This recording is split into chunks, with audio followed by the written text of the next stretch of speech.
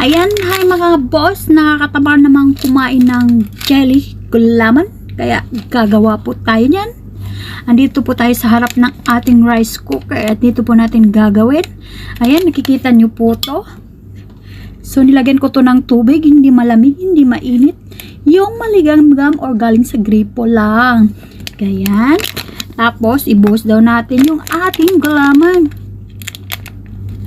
Ang hirap tampan. Ayan. Buko pandan jelly. Pagbuhos mo yan, halo-haloin lang daw po natin.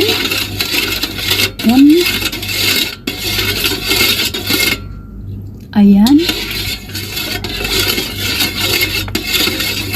At kung nahalo nyo na po, haluin mabuti at mahalong mabuti, at kung nahalo nyo na po, sindihan na ang ating rice cooker. Ganon.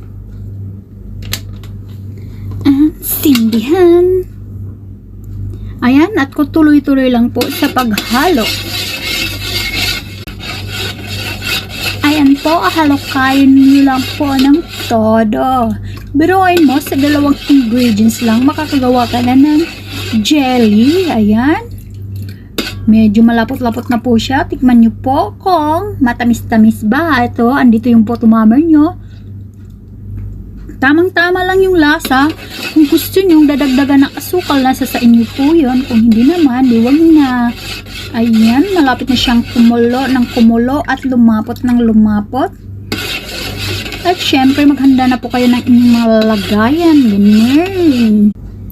O, diba? Ang galing-galing. Ready na po ang ating gulaman buko pandan jelly.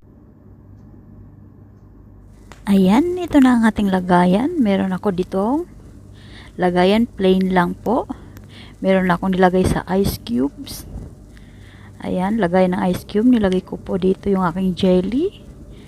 Ito pang isang plain. Ang dami kong nagawa dun sa isang sachet lang. Meron din akong hiniwa dito ng mga apple. Ayan. Diba ang ganda? At ang ating banana. At yun lamang po.